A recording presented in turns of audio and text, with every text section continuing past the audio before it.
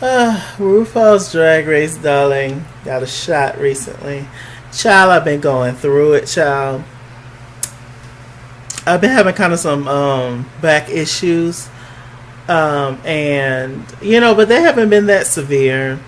So all of a sudden Thursday, I sneezed and I collapsed, darling. I could not get up for 20 minutes. The back pains in my lower back was excruciating. I went to the doctor, and they basically told me, that my ligaments in my back are like pressing down on my nerves or whatever, and basically, your boys just broke up into back areas of things. Let me read exactly what it said. Strain of muscles or ligaments supporting the spine, wear and tear, degeneration of spinal disc, arthritis, direct injury to the back. So, I've been out of work for a few days and just trying to recover, child. Just been sleeping and, taking my pills that I was subscribed. So, it's been moments, but I'm here. I ain't got nothing but time. So I was like, and I ended up watching RuPaul's Drag Race, so let me get that review out. It's just hard to stand up and bend down and, child, I never knew how much your back controls everything else in your body. So, guys, let me get on with this review. Okay. Coming back from the girls, Nene and Yvie, they had the lip sync off Demi Lovato's song, Sorry Not Sorry, and they killed it and nobody got sent home, as we saw. Silky is still harping on this whole thing of Yvie saying that she's not talented. I'm like, Silky, I understand that it might have hurt you, and I'm not trying to take away your pain or anything like that, but beloved, she doesn't apologize. Whether you accepted it or not, she apologized. Just move on. I don't understand the point in her keep bringing it up. Y'all hear Motor in the background, it's my fan. I don't understand the point in her keep bringing it up. It's just like, girl, what are we bringing it up for? Like, it was crazy. Silky also revealed that she don't feel like she needs to do anything different in the competition. Excuse me. Now, mind you, Silky has been doing amazing in the competition, but the fact that she feels like she don't need to do anything to improve, it's just like, girl, I mean, as those weeks go by, as the girls start to get knocked out of the competition, that fire is going to get lit under you, and I think that fire got lit under her this episode for sure. I was just like, Silky, girl. Sometimes Silky's kind of one of those people that she kind of gives you a reason to talk smack about her sometimes. Just for being just so extra and agitating and all that. Okay. So the girls, they did the whole reading challenge because the library is open and reading is fundamental. Might I say overall it was the worst reading challenge of them all. I've never seen a reading challenge so horrible. It has been absolutely horrid, the reading challenge. There was legit nothing positive to say, except for the fact that I guess the three people who did the best was Sugah, Brooklyn, and Akaria. They did the best, and Brooklyn ended up winning. I was like, okay. Silky got up there, was just, I don't know what Silky was doing, child. It was just funny just because it was just so wacky and just like, what? I expected so much more out of Vangie and the rest of them. I don't know what it was. It was just funny just looking at the train wreck, child. So Brooklyn, she had the opportunity. She had the prize of putting everybody into groups for the big challenge, which was going to be, a challenge of just the girls in twos. And they were going to be, they had a certain task, like Akira and Yvie, they was teamed up, and they had a twerking challenge. Sugah and Silky was teamed up, and they had a selling butt pads challenge. And Brooklyn and Nina, they had they were two neighbors at the trailer park. And who else was left? Vangie and Plastique. And they were two wildcats. I don't know. I didn't understand theirs. But Brooklyn definitely had a goal in mind. She definitely intentionally wanted to hook up with Nina. Because, you know, Nina's really good at acting and all that kind of stuff. And Brooklyn is not so good at acting. So I was just like, okay. We see you, sis. We see you. Let's see. Silky, Rupaul went to talk to Silky and Sugah. It was just like, you know, basically, you know, talking to Sugah. You know, Sugah's very cool, very polite, very nice. It was just like, you know, you might got to get a little nitty gritty with this type of situation and with this broad that you're teamed up with. And it was just like, oh yeah, okay. Vangie was worried about her ankle. Plastique, you know, she was worried about, you know, being outshadowed. Let me see. Okay, so we could just get to the challenge. Silky and Sugah. It was hilarious instantly. They had two cops there, who was also two of the guests on the panel. And I've seen both of them before multiple times. Don't tell me their names because I don't know. I mean, you could tell me their names. I was going to say I can't say their names. It was hilarious. Silky was acting like she was selling butt pads out her car, and then Sugah was supposed to come over and be the person that she got the butt pads from, and apparently it messed up Sugah's body or something. I felt like it would have been better if they would have did like the illegal black market butt shots. I felt like that would have been, you know, better, you know, to showcase Sugah's like lumpy butt and all that kind of stuff. I was just like, okay. But Silky was showing out. They had good chemistry, but Silky just overshadowed her. You know, Sugah definitely, I wish she would have gave a little bit more. But I do feel like they worked together good as a team.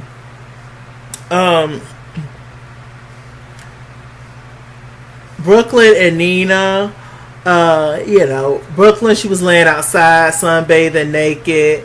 You know, she was the nudist neighbor or whatever that was just out of control and crazy. Nina was like the concerned, you know, annoying neighbor, the fun police neighbor. And Nina said that she was waiting for Brooklyn to give her cue and for her to come out of the trailer park, to come out of the mobile home. And she never came out, and Brooklyn never gave her that cue. So Nina had just went out there on her own, and you know, they pretty much just fed off each other. Brooklyn definitely did a whole lot, but it worked in her favor. But it was definitely one of those things that I saw that Nina helped her out a lot more so than she helped her own self. And that's one of the things that Nina was saying later on. She was just like, I hope that this wasn't Brooklyn's plan to kind of like sabotage me or whatever. I don't necessarily think it was. But all I'm gonna say is that Brooklyn knew what she was doing by picking Nina as her partner, because she's really cool with Nina to begin with. But she kind of gave people, she kind of matched up everybody. It was kind of an odd pairing of people together. She said she tried to match it up like a big personality with a not so big personality. But I was just like, okay, girl, we see each other. What else is going on? Plastique and Vangie. I don't know what that was. Could somebody tell me what that was? Because I don't know what that was.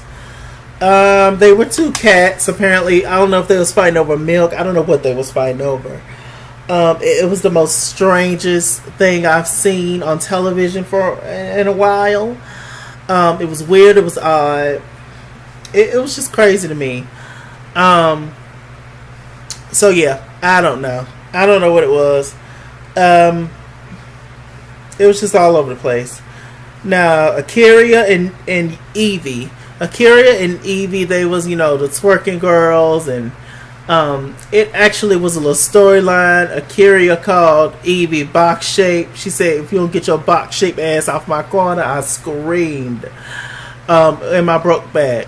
I can't laugh too hard, but I hollered. It made it seem like Akira found out that Yvie was her daughter, and they tried to arrest Akira. Akira was running off. It was hilarious. Rupaul ended up calling Akira the Marla Gibbs of drag, and I was just like, come through. Akira is hilarious. She's really naturally funny. I was like, come through 227. So anyway,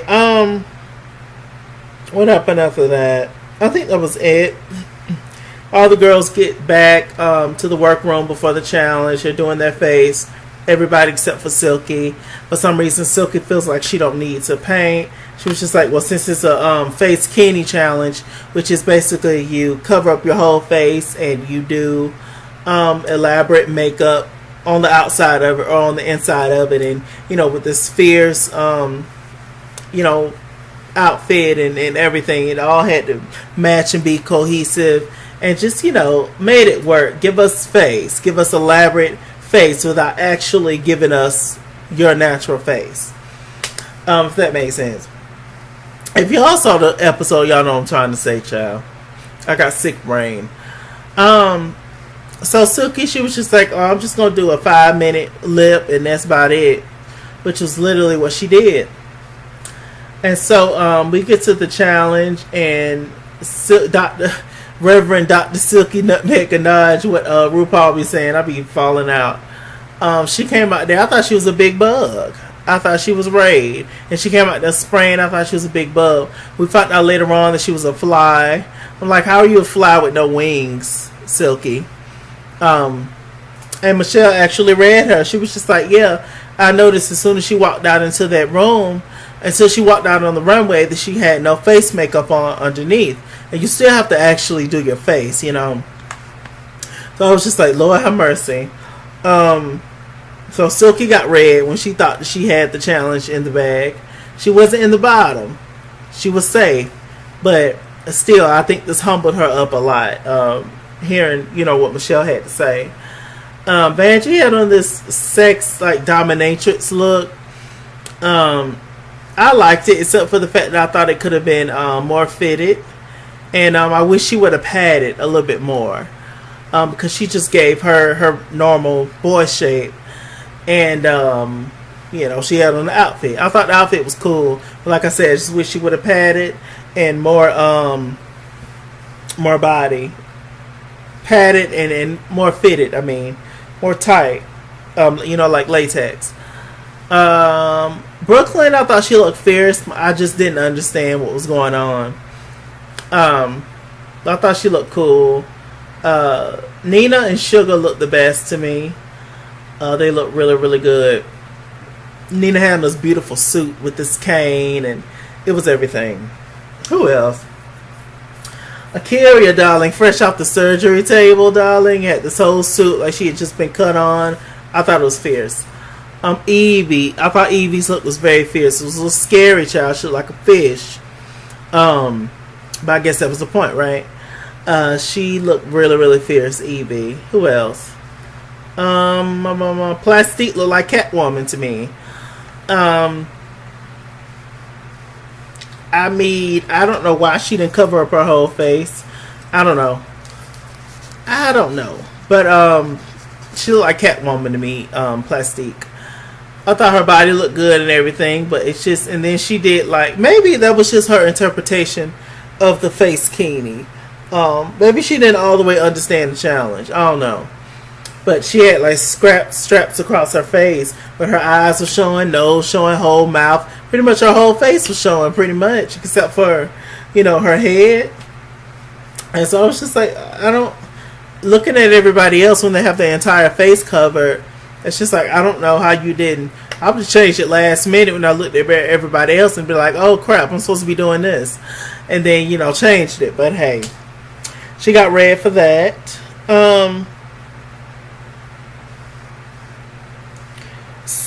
Nina and Yvie ended up being safe. As far as Untucked, there was nothing to talk about, really, except for the fact that Silky's family, they came on, her brother, her mom, and auntie. It was adorable. So it was nice to see them. And like I said, Silky got that wake up call that, hey, don't be too safe in this competition, sis. Which is what she needed, because sometimes you can't tell Silky nothing. So hey, here's what it is. I'm still pulling for Silky. So the bottom two ended up being Vangie and Plastique, and they end up lip syncing off of Fantasia's Hood Boy, which I love Fantasia, and I like the song, but it was just the most odd, random lip sync choice to me. I was like, what does you? And usually, at least it seems like when they do a lip sync, it has something to do with the challenge. If it's more of a Halloween, asked it to be more of a Halloween scary monster type of song, and I don't quite understand, but whatever. Maybe not. Maybe I'm just tripping. Maybe the lip sync song has nothing to do with the challenge. I don't know. It was just odd and weird and odd to me. The song choice, but Vangie ended up killing it, of course, because Vangie can dance. Vangie is hood, and there you go. Vangie got rhythm. Plastique got rhythm too, but Vangie hang with the sister girl, so there you go. Vangie ended up staying, and Plastique ended up leaving. Now, as far as with the lip sync, did Vangie win the lip sync? Yes. But I don't necessarily agree with Vangie still being there. As much as I love Vangie, overall, Plastique has did better than Vangie in the competition thus far. So, I mean, just to say that Vangie did better than Plastique on the lip sync just to keep her, I think is unfair over Plastique. Plastique still has done way better than Vangie in the competition. But since we're judging strictly, I guess, off lip sync this week, Vangie ended up staying and Plastique ended up leaving. I don't know. I do like Vangie over Plastique. In terms of, just likability and stuff. But in my opinion, Plastique is a better drag queen than Vangie is. If you just want to talk about the art of drag. So I don't know. I don't agree with the judge's decision. Another one this time. I don't. Like I said, Vangie won the lip sync, but to keep her over Plastique, when Plastique has been doing better. And honestly, when they both have been judged on the same thing, been critiqued on the same thing, those bodysuits and things, and then leotards. I mean, I don't know. I guess if you want to judge the runway, I guess they're maybe equal. Maybe Plastique's runway looks is still better than Vangie's. I don't know. We can talk in the comments and tell me, and we can talk, about the decision. But I just don't agree with that. I don't agree with Vangie going home and Plastique staying. But they did their double stay last week with Yvie in Brooklyn, and they ain't gonna do that no more this season. So somebody had to go, I guess. I don't know. She'll be alright, child. She'll probably be on All Stars 5, child. Ain't no telling. Anyway, with that said, I'm Mr. Chalaki. Mr. Chalaki on Google Plus. Follow me at Iskinsworld on Instagram and Twitter. At Iskinsworld89 on Snapchat. Chase King on Facebook. Mr. Chalaki on Cash App and PayPal. Run me my money or run me my fade. Run me my money the way I get paid. Yeah. Stay black, stay tuned. I'll see you guys later.